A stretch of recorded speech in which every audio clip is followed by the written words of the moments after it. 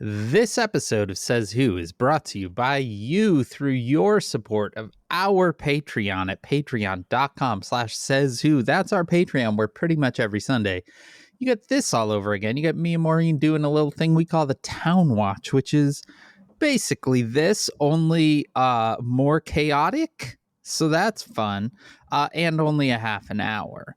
So you get that if you give it the $5 or $10 a month level. The $10 a month level also gets you a sticker in the mail because you become a member of the Says Who Sticker Club, a very exclusive club with a very great sticker that shows up at your door all the time.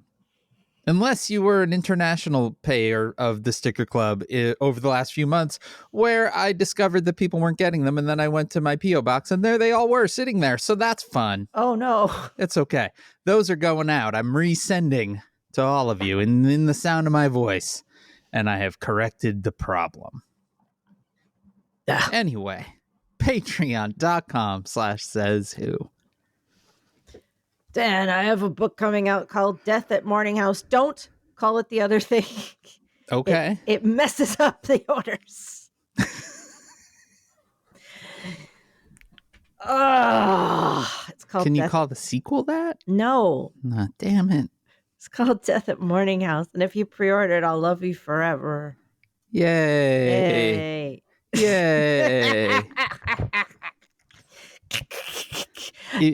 You have anything else to say? Actually, I'm pleased to announce that I wrote something called Your Guide to Not Getting Murdered in a Quaint English Village 2 years ago. But I'm pleased to announce it's about to come out in England, in the UK proper. It's going to be released there, kind of re-released. It never actually came out there. They were just importing copies. Really? Yeah. So it's about to be released in the UK in September. So it's just in time for the holidays and stuff. So if you're in the UK, look out for it. But really, Death at Morning House is the thing. And my God, I need you to pre-order it. Just kidding. It sounds desperate. I am desperate now, Dan. Not because of that, but because of a lot of other things.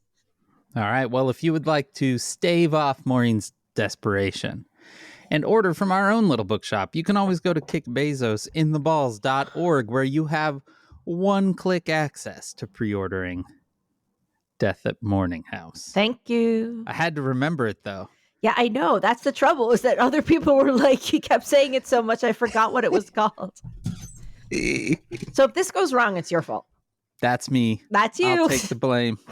Anyway, kickbezosintheballs.org is where you can order that book. Yes, your hand is up. A review. It's got a starred review from Publishers Weekly. Hey, look at that. So they love it. They like it. That's great. Someone likes me. I bet it's good. Someone likes me. There you go. Someone likes you. Is this going to turn into one of those episodes that's just therapy? Probably. Oh, no. Anyway. Oh, no. kickbezosintheballs.org. While you're also on the internet spending money, go on over to merch.sayswhopodcast.com, where you can get Says Who merchandise. We have lots. And go to shop.dansinker.com, where I have some patches. I don't have a lot, but I have some. So you're sounding good. I will tell you that whatever is in the air in New York is the thing. I have apparently all my inhalers on my desk. Is the thing that triggers my asthma. Oh, that's good. So you're allergic to New York. But I'm so happy to be back. I just got back yesterday. I have been gone for 27 days. That's a lot of days. Yeah, that's how long I was gone, Dad. What the hell? Yeah, it's not great. I don't feel great. I feel really weird. I have a kind of come down craziness that happens after an intensely stressful period. And I will say, Dan, I had a stressful time. You had a bit of a stressful time. And I thought I was fine. I don't think I was. Yeah, I don't think anyone else thought you were fine. And I think that some of if that's okay. First, how dare you? And second, thank you. Yeah. But I'm back. I got my planner here. I've got all the things where's my planner? Where's my planner? It's all going out the window now. Where's my planner? I don't know where. Oh, it's over there. It's also, that fancy one I bought? Yeah. How many times have I used it? Twice. Not even. Wow. But I'm going to because I'm going to start it for June. Why don't you just use a blank book? That's what actually works for you. I do. That's where most of my stuff is. Okay. That's where all my stuff is in my book. Well. But I needed that other one. Did you? I need, honestly, I was walking outside and I thought, what if I just had, say, 3 days in the woods, just with nothing, just 3 days in the woods? I think that would probably cure me of all my ills. I mean, I don't think it would cure you of all your ills, but I think it would be good for you to have a little bit of quiet time. Just, Yeah. It's fine. Should we get into the news? We should probably start the podcast. Will you help me?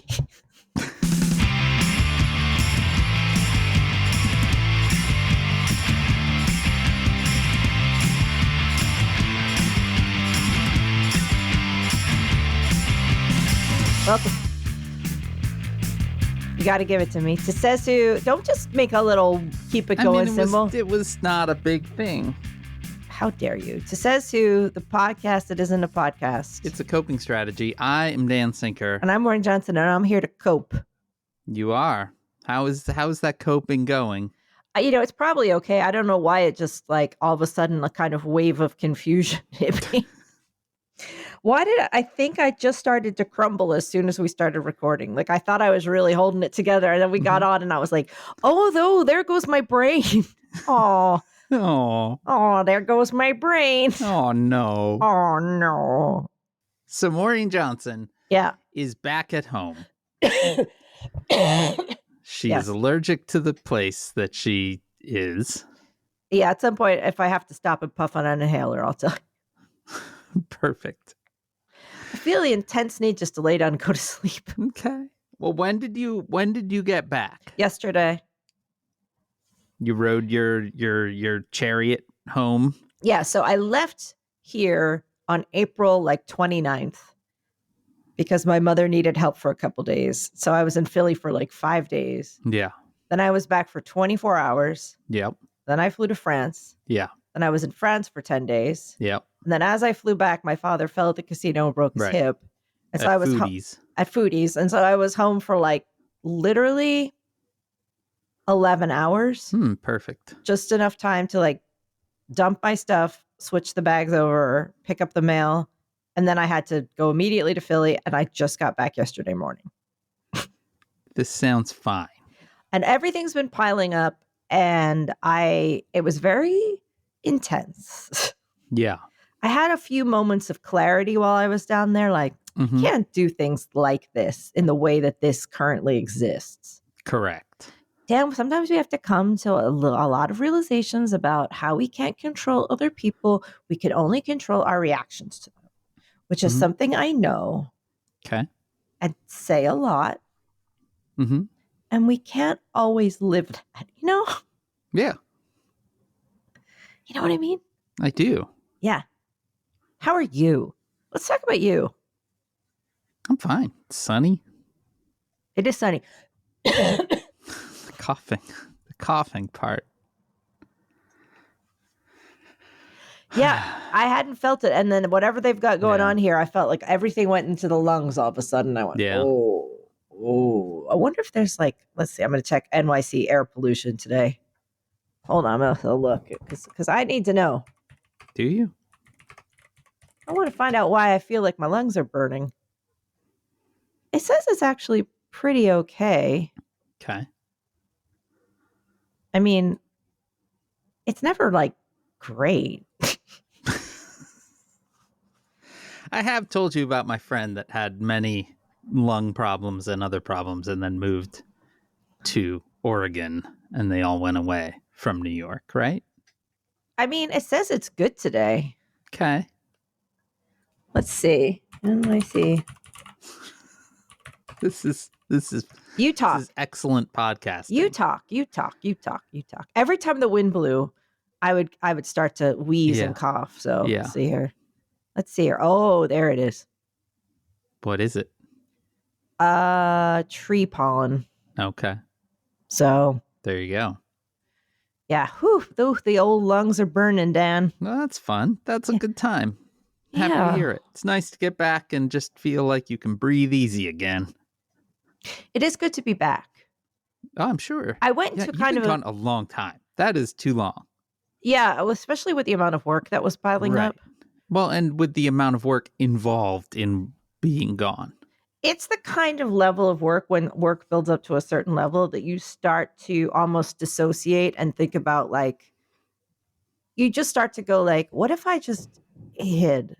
Like Yeah, if I I put know that feeling. like, what if I just put a box on my head and then just sat here for a minute to see if no one noticed me? Yeah. Yeah. I believe I can clear the decks in a day or two. It's just one of those things where you're like, nothing has to, like, if I just have a thing where nothing happens. Well, your track record on having things where nothing happens is excellent. So that seems like a plan that will be able to be executed without fault. How about today we just talk about doing healthy habits, maybe a little meditation break every couple hours, just Sounds to sit quietly and just have a little, like, work for a couple hours, have a little 20-minute rest, but like have a long day, but like in a casual way where you just kind of keep taking healthy breaks. That sounds nice. I came home, I rearranged my desk. I had so much unpacking. It was like taking care. I had all these dead plants. Uh-oh. So I had to dump a few of my plants, but like I rearranged my desk a little. Yeah, things look real tidy in my field of vision. Yeah, I only have there's a big pile of books over here, but I moved I changed the position of a lamp, and I want to show you a beautiful thing that's given to me by my friend Sean. Do you see this? Is that an Oscar the Grouch snow globe? You bet your ass it is. Isn't that amazing? Wow. And you could take the lid off of his. Yeah. It may supposed to be glued on, but I'll glue that back on. That's fine. But it's a Oscar the Grouch snow globe, and it makes me so even has the slimy in there. And it makes me. What is floating around him? Is it just like little glitteries? Yeah, it's just little glitteries. Yeah. Oh wait, hold on, it's a music box. What? Let's see what it does. For some reason, it plays "Twinkle Twinkle Little Star." I figured it would play "I Love Trash." That's what I was thinking. He's got an apple core in there, Oscar. He's got the apple core, classic, little rolled up newspaper. It makes me very calm to look at. That's a nice gift. Was that just a just cuz gift? Yep. He just sent it to me, and now it sits on my desk. It's really going to play for a while, though. Yeah, you really wound that up a lot more than you needed to.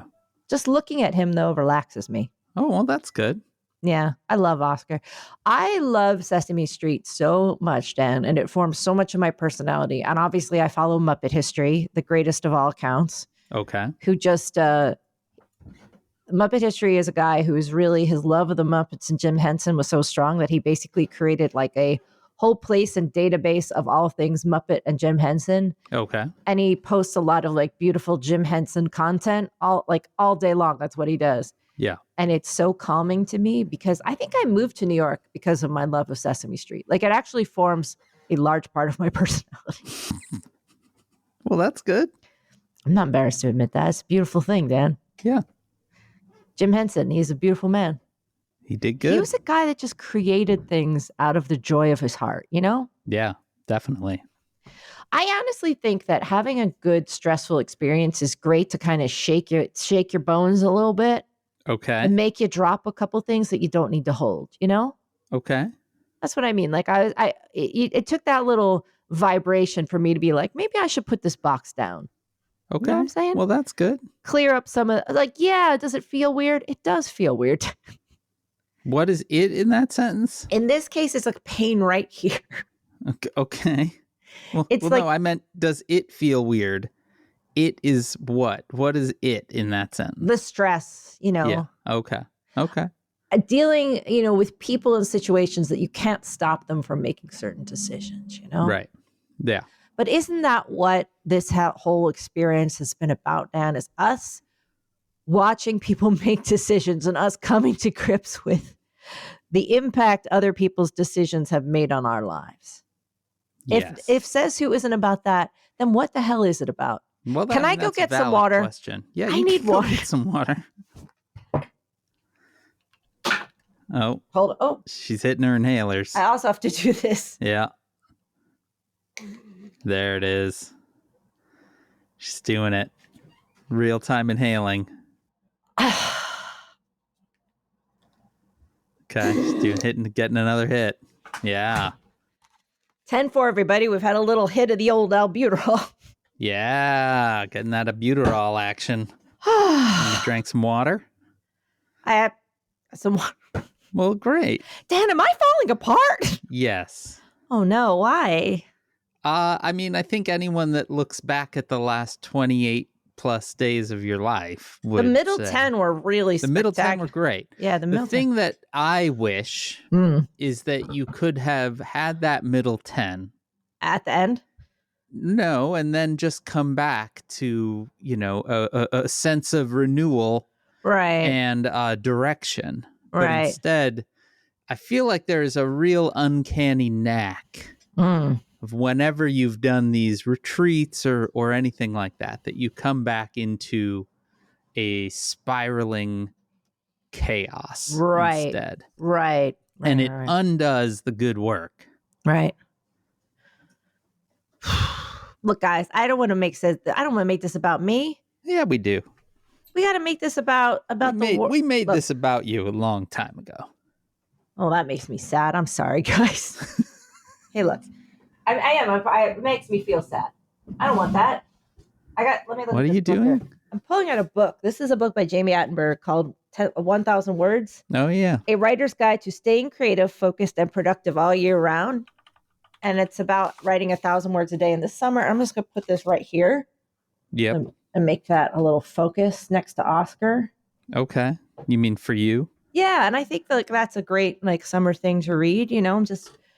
I'm trying to, let's just maintain control, Dan. I'm just adding this to our little bookshop list right now. Hang on. Add to my book lists. Books mentioned on the pod.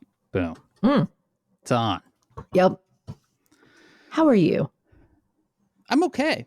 I did something weird this weekend. Oh?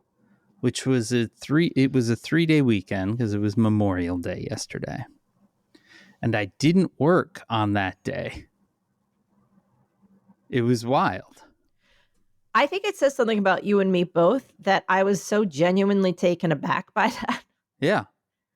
Well, it's partially that for the last year and a month, like the last 13 months, every weekend has been spent building websites for Ohio, which ended last Monday. And so this was the first weekend where I literally did not have to make a website.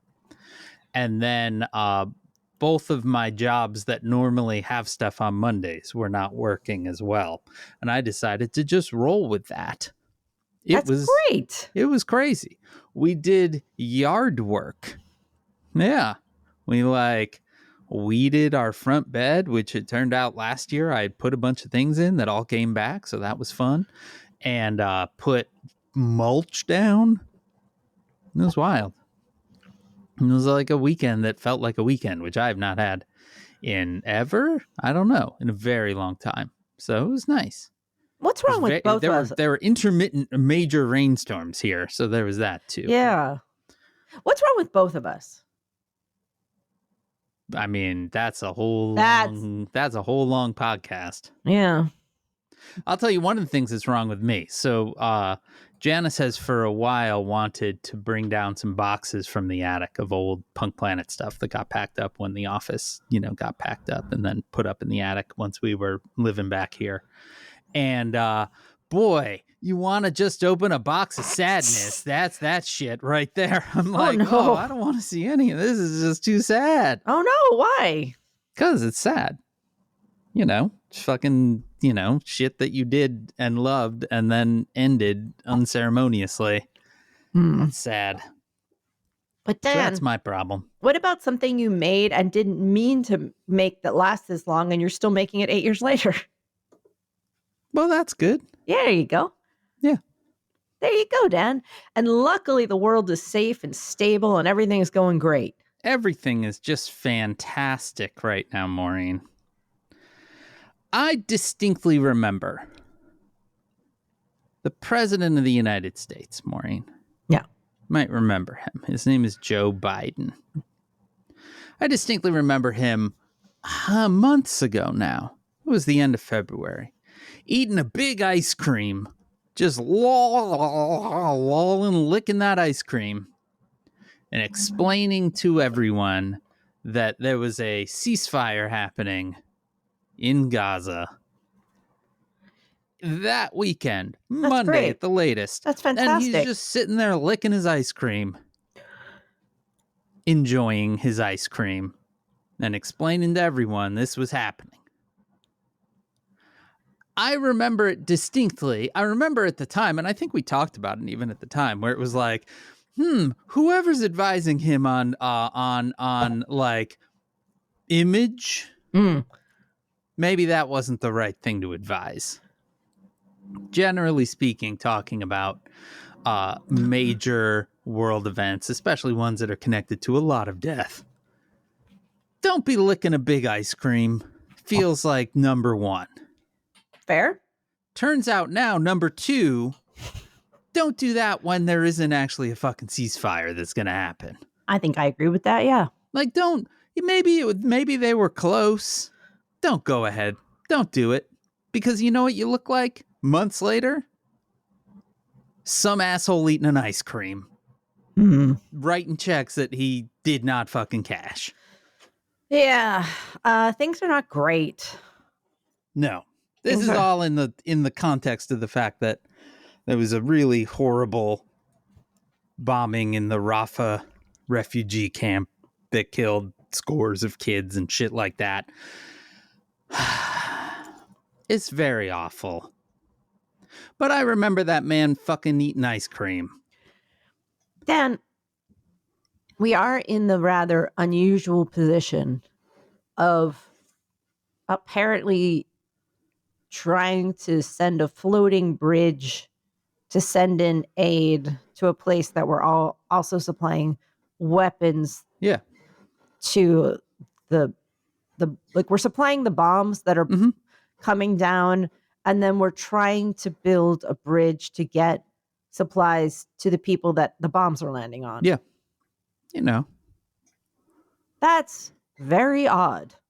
Seems like there's some more straightforward ways to do that, but hey, you know. Yeah. Apparently we like a closed loop. Anyway, it's awful. It's awful. But there's other awful things. Should we talk about some of them instead? Maybe how about I believe in fancy food terminology. I used to have a roommate who was a fancy food person, so I learned this term. Perhaps we need an aperitif. Oh. An aperitif. Something to cleanse our palate. Well, Dan, do you like elections? I do like elections. Well, I was just going to say, Dan, if you just like cleansing, like a cleansing rain. Yeah, I like a cleansing rain. And you like elections. I also like elections. Well, in the UK, they have announced a general election. Yeah. Prime Minister Rishi Sunak he came out. There was a podium set up in front of number 10 Downing Street, and in a giant downpour in which he was drenched and not holding an umbrella. Perfect. Just drenched. Yeah. In rain, he announced that there is going to be a general election on July 4th, the American Independence Day. Sure. They are going to have a general election, they have this great way that they can announce elections. Yeah. Then they just happen. And that's 6 weeks later. Yeah. All the campaigning is like 6 weeks. So I don't want to hear one word of complaints, UK. I like that at some point they were like, okay, well, we're going to do it on July 4th. That feels metaphoric. And then they were like, well, how else can we make this feel like a metaphor? And then it started pouring rain and they were like, sir, your metaphor is ready. Yeah. No umbrella, just standing there getting absolutely drenched. And just for context, for people that don't know, the Tories have been in power for 14 years in the UK. Yeah. During which they have presided over some real shit. They have fucked the country up for an extended period of time. They were the geniuses behind Brexit, which is something they did not mean to do. Yeah. By the way, in case you were like, oh, they wanted Brexit. Some people wanted it. In general, the Tories did not want it. They just did the referendum thinking people would never vote for it. Yeah. And then people did, because a bunch of liars made a bunch of promises, like putting around buses that said things like, you're going to get these millions and millions and millions of pounds back to the NHS. And like none of this was true. Yeah. And so they voted for it. Yeah. And it tanked their economy. It caused all kinds of problems. They've had a cost of living crisis. They've had multiple prime ministers. Yeah. The pound just fully tanked. At one point, it was like basically on par with the dollar. Yeah. To give you some context, it used to be like it cost $2 and maybe like 30 cents to get 1 pound. Yeah. In general, it was usually around 2 or 1.8. And then it totally cratered. Yeah. Everything is super expensive. They've fucked up the NHS in a lot of ways. And they have been they've done such a terrible job. Yeah. That everyone knows they're all about to get in general, their asses are about to get handed to them. But no one's really psyched, because like there's a lot of like, it's sort of like here where there's just like no heroes emerging. Right. So anyway. So I don't understand, because he didn't have to call an election. He did. Why? Because there is a rule that you have to do it within certain, I think, like 6-year periods. Okay. So they knew they were going to have to call it within the year. Okay. Got it. But you have why now? It's unclear, because about 2 hours or 3 hours before that, somebody in the government made an announcement saying that people in the UK should start making sure that they had stores of canned food and water in case of an inevitable emergency. Oh, perfect. And then a couple hours later, the prime minister came out in a pouring rainstorm to say, we're doing great. We have a plan, and we're having an election. It's wild. No notes. No notes. Do it. July 4th. They honestly are winning some awards for funniest stuff that is happening within their government. Like they had the famous Boris Johnson, everybody quit. Yep. Like that. So people were quitting so fast, they had a running counter on the news. I forgot about that. People were quitting 4 to a letter. There were so many people quitting that they had to group into letters because no one could keep track.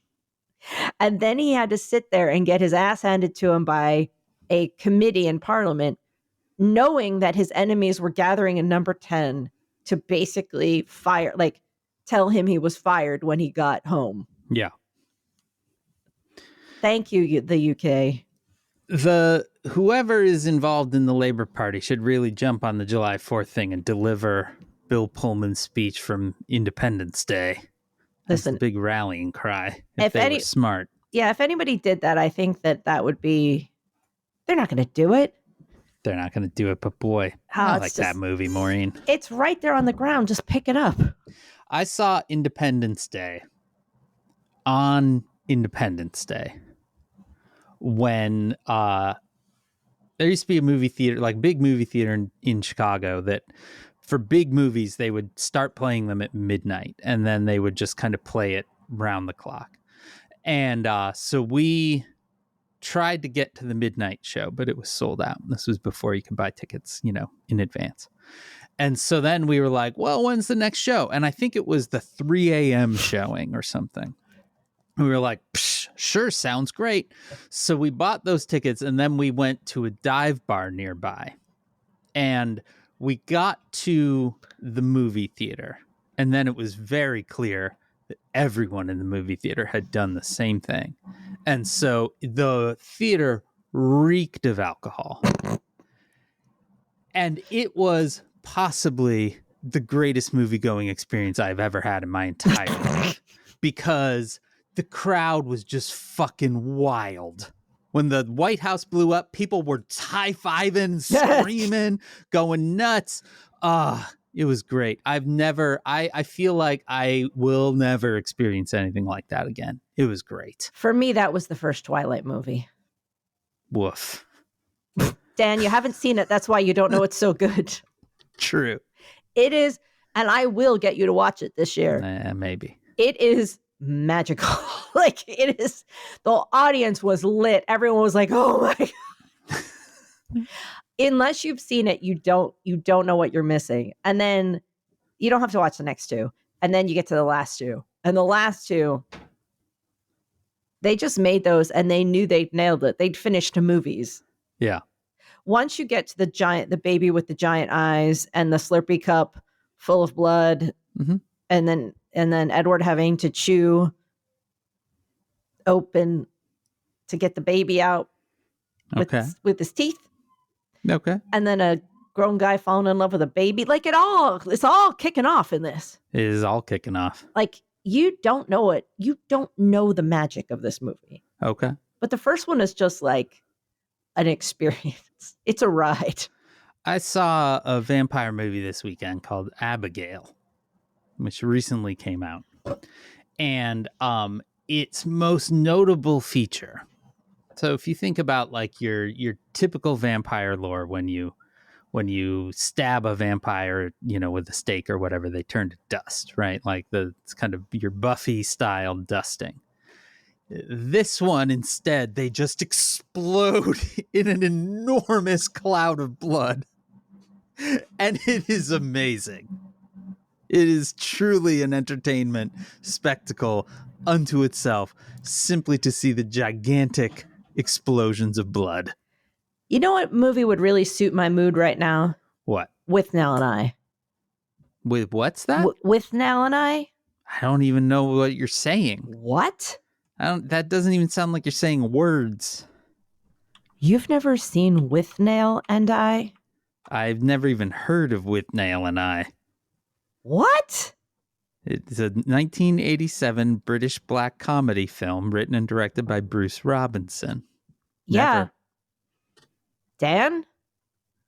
Okay. First of all, what? Second of all, what? Okay. Third, hit me. You need to watch this shit. Like, I'm genuinely shocked. Okay. It is one of those movies that's like, it's mandatory. Okay. It's so good. It's just about two actors in London in 1969. One is a raging alcoholic. Okay. And they're broke and their apartment is basically falling apart. And so they decide they try to escape to the country and terrible shit keeps happening to them. Okay. That's all it is. But Wow. It is magical.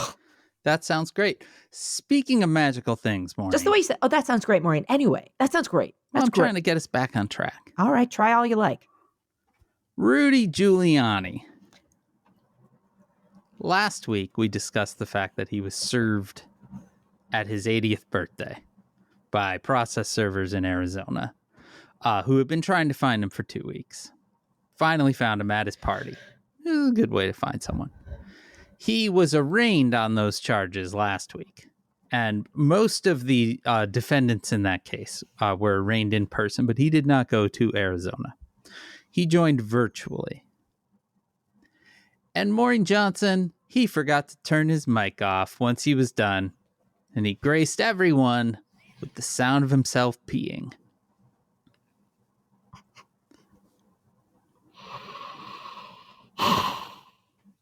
I just need to take a second. For as many horrible things as exist in the world, Maureen, the continued descent and humiliation of Rudolph Giuliani is one of the gifts that we have. We do have that. We don't have a lot, but we have that. Yes, we do. Yes, we do. Ah, Dan, if only everything was like that. I'm not entirely sure the logistics involved in this. Was he wearing a mic on his body for some reason? So was he having the call in the bathroom? I'm not sure. He could have a little, little lav mic that he wears for his Zoom calls. I mean, it's possible. Yeah, and for his cameos and stuff, I bet he's got a little. Okay. you know? Yeah, that was the part that made me wonder if this was real. But I've seen enough people talking about it now that seemed like they wouldn't talk about things that weren't real to believe that it happened. But yeah, Rudy peeing on the mic. Why not? Yeah. Goes right up there with when he was in the hearings in Michigan about election fraud and kept farting on mic as well. He just maybe needs to not be mic'd. I think this is a man who really could do without. Yeah. No amplification for you, Rudy. No. Can you imagine what big bag of gross? Can you imagine if the FBI, like for some reason, case, and they're like, listen, case lands on like the New York City FBI desk, and they're like, listen, we got to get a wire in there. We got to wire for this case to go ahead. We got to wire up Rudy Giuliani's pants. Okay. And that's it. They just got to wire the pants. And all day long, you had to you were bugging him from within his pants. Yeah. So you were trying to listen to whatever was going on, but like you had to they're like, the only way we get the wire on him is if we wire the pants. Yeah. What kind of things would happen in those pants? Well, this is the fatal error that the FBI made. Oh. They put it in his pants. So they'd be like, we did this. We've got him wired up. And the first thing they would hear was him taking his pants off. And then they would just hear muffled things from other rooms as he walked around pantsless. Yeah, and they were wired in his pants. I thought I had a perfect plan. Yeah, no. Fatal flaw. Shit. What do we wire? No, we don't want to get into that. What do we wire if we want to hear what Rudy's doing? I think he keeps his shirt on. I think you would wire up his like Oxford cloth shirt much more than his pants. And I'm not wiring his underpants, so. Why not? Because then you would have to think about Rudy Giuliani's underpants. I'm not saying it's an easy or pleasant job. Okay. I'm saying it's for national security. Yeah, it's not happening for me. I'm not wiring up the man's underpants. Sir, we've got to do the pants. There's got to be another way. There's no other way, sir. We've got to do it. What kind of underwear does he wear? Oh, that man has to wear the big floppy boxers from the 80s before Marky Mark popularized the boxer brief. That man is still wearing the big floppy boxers. White or colors? I think he's got like not colors, but like white with like a stripe or whatever. Oh, it's very dignified. Yeah, I think he's buying his boxers from like Brooks Brothers or something. If it is the stripe ones, we can get the wire up the stripe. There you go. Yep. Yeah, he's definitely wearing the big floppy boxers, the ones with the big baggy butt. I think we've got to wire the pants. The pants are that. Not the underpants. The underpants. Yeah, the underpants. Okay, yes. I think that is probably your best bet. And I think he wears them big enough and floppy enough that he would never even notice. I think he wears them big enough and floppy enough that we could get an entire cassette tape recorder in there. You could probably just put an agent in.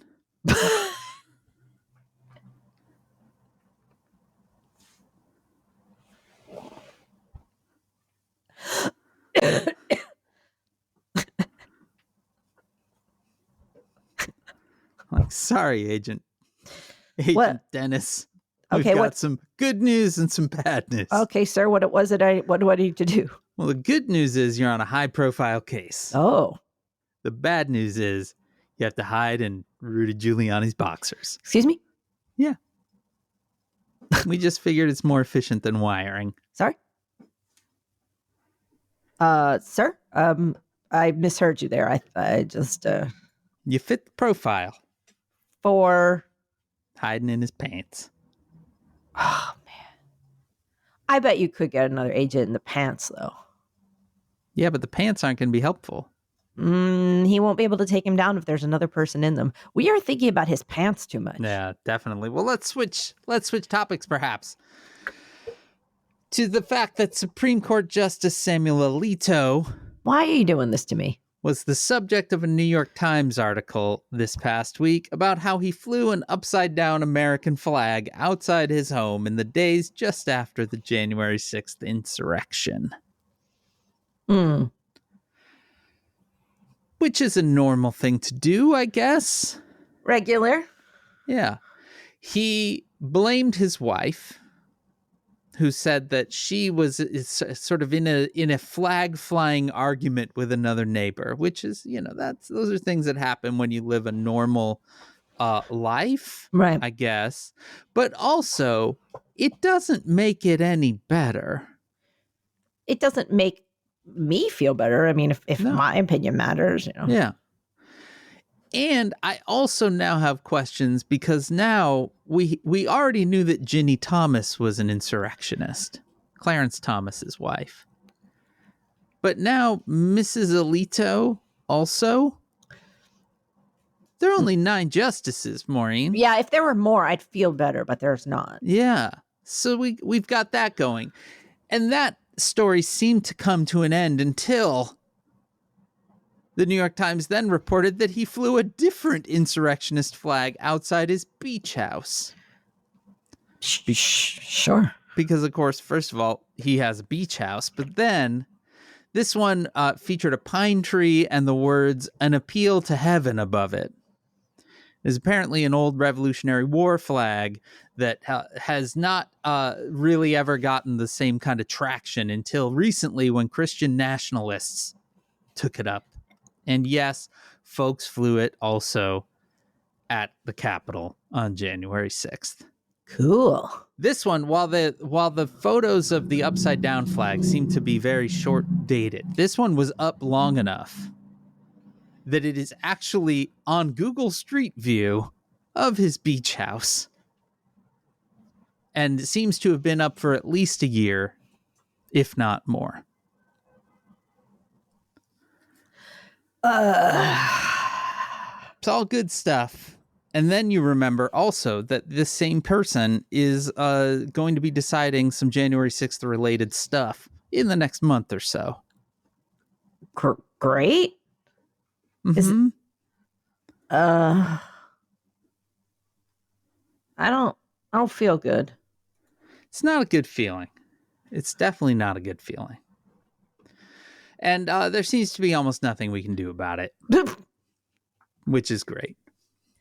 I mean, Dan, I wish you had a different thing to tell me. Well, I could tell you instead about the fact that as we record, okay, the Trump hush money trial is coming to an end. Defense has just wrapped their closing arguments. They lasted a little over 2.5 hours. The prosecution has already told the court that they're expecting theirs to last 4.5 hours. Okay. Which is a long time. They're going to wrap it today, though. The judge asked the jury if they could stay late. And they said yes. All right. So it's the trial that I thought would never start. Mm-hmm. Here we are at end of May, and here it is ending. Trump's kids, at least some of them, did show up today. Dojo and Eric, and oddly, Tiffany. Poor Tiffany. Came to the trial.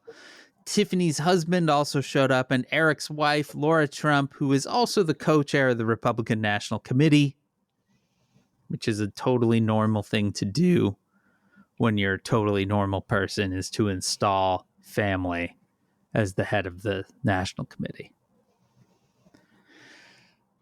Anyway, the jury, this thing is going to wrap today. Then deliberations start. One of the funnier things to me is that Trump has to stay in the courthouse while deliberations are happening. So this dude now just has to hang out in the municipal court building. Oh, that's funny. Until it's done. And that could be quick. It could take a very long time. Yeah, it could take days and days. Imagine that's a lot of stress. Yeah. And that man just has to sit there being mad. Hey, Dan, what if they came back tonight? What if they were we're out, we're back? Possible. I mean,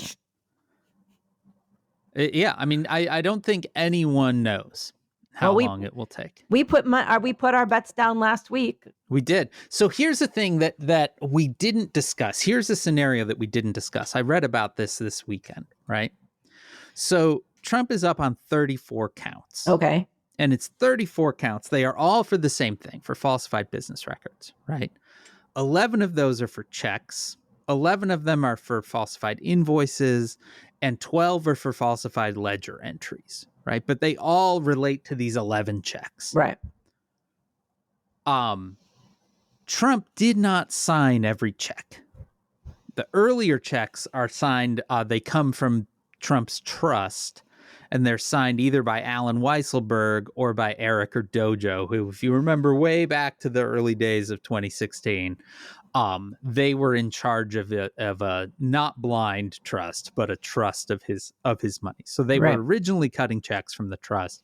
At some point that switched, and the checks were coming from his personal account, and they were signed by Trump.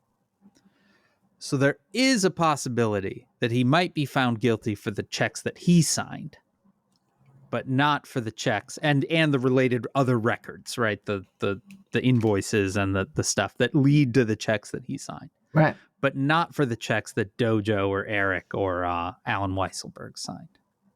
So it is possible. I think last week we were like, well, it's 34 of the exact same count. So either he's getting guilty on 34 or he's not. Turns out there's actually a midway, which is they could say, well, he's guilty of falsifying the things that he for sure knew about, which are the checks that he signed.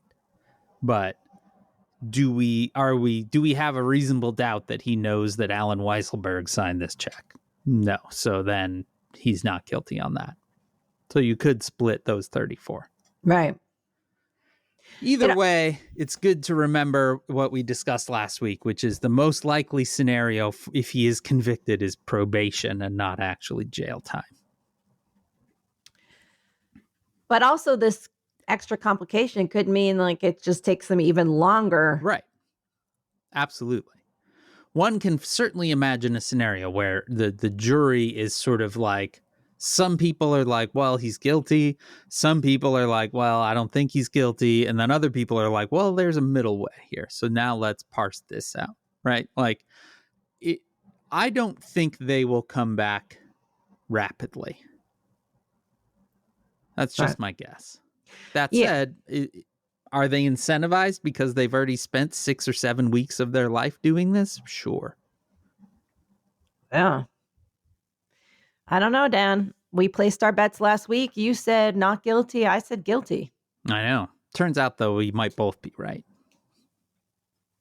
I mean, I think I'm right if they come back with any guilty verdict, like guilty on any count. So I've really given myself a little room to win the $5 bet. Yeah. It is a $5 bet, by the way. It's $5. 5 whole dollars. 5 American dollars. Yes, payable at Disney. I love it. Actually, just one Dole Whip, I think. How much are Dole Whips? Probably about $5. Okay. So this is a one Dole Whip. I like it. Yeah, I like it. That works. Well, what I also like about the bet is that no matter what, both of us are getting Dole Whip. You know what I mean? So like we both win in this scenario. There's no scenario in this that we'd lose, except on everything else. While we're talking about food and the trial, I want to pull this New York Times story from couple weeks ago, about 10 days ago. This is titled, "And the defense calls ... the pizza guy."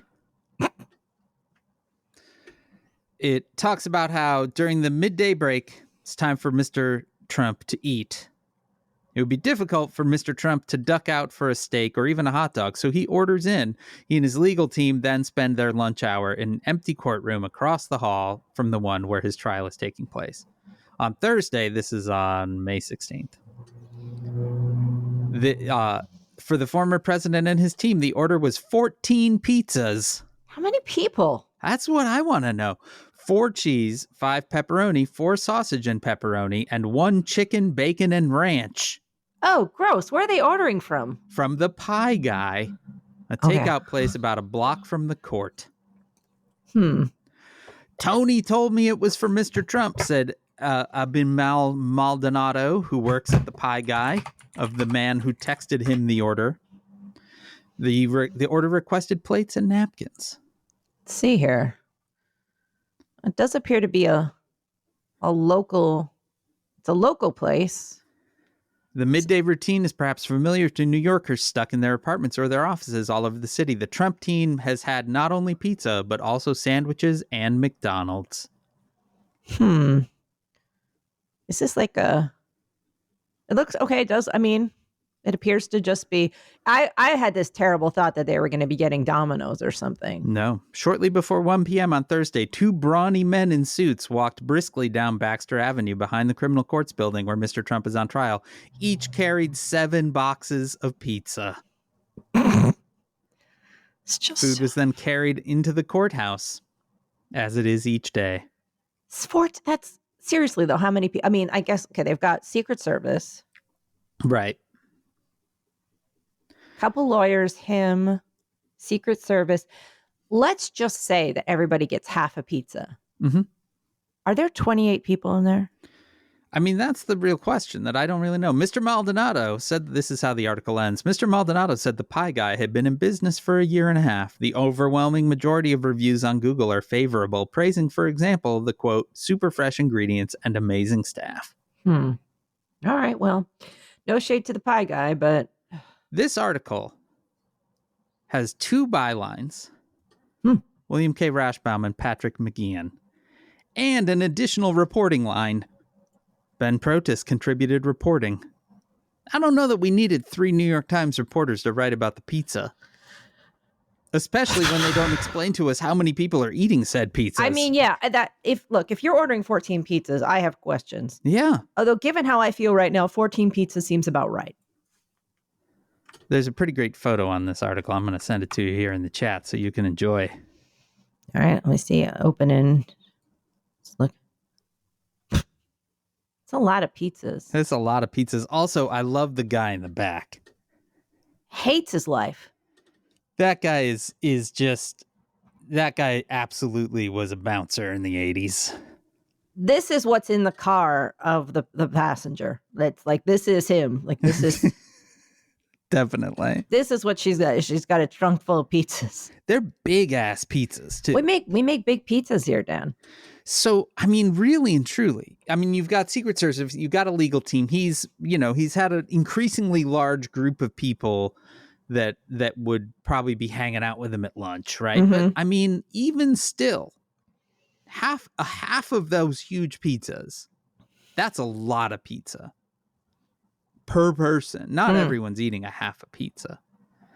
So how many people? That is the mystery to me. It's like one of those groups that's surprisingly big, like the Polyphonic Spree or something. You're like, wow, that's a lot of people.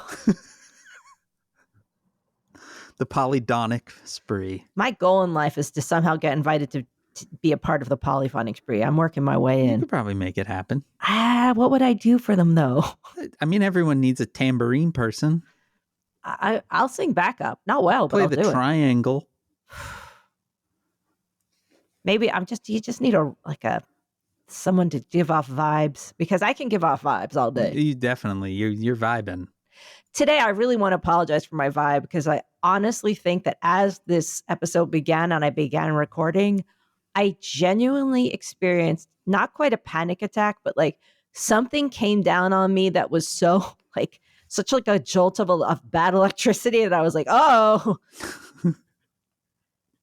I think just the act of starting to talk today was like, that's not good. Yeah, you're like, oh right, I'm human body in my home.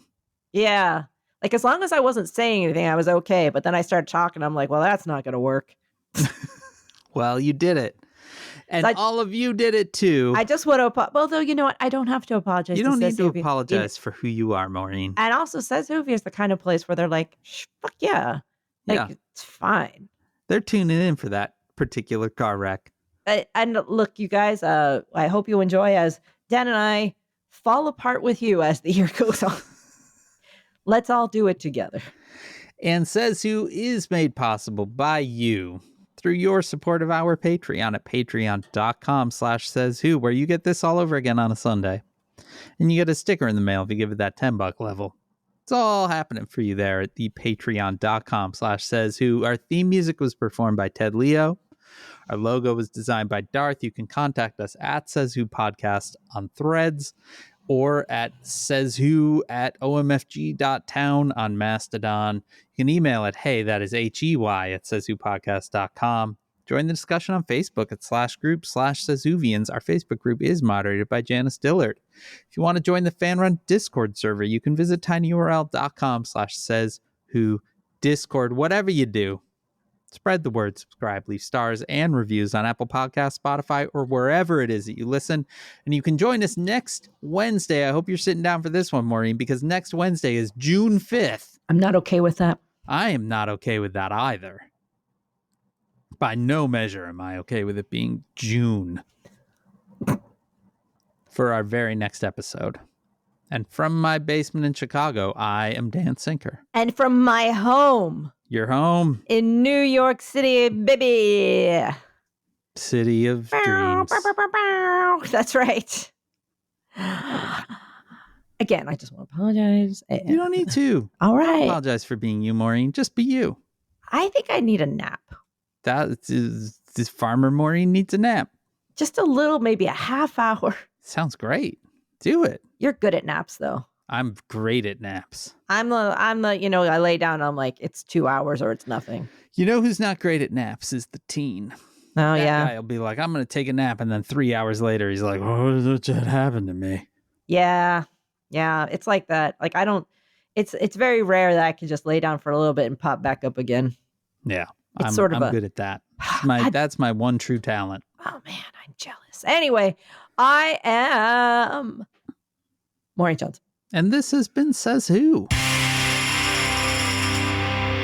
Oh, boy. Look at that. You did it. You're back. Back, baby.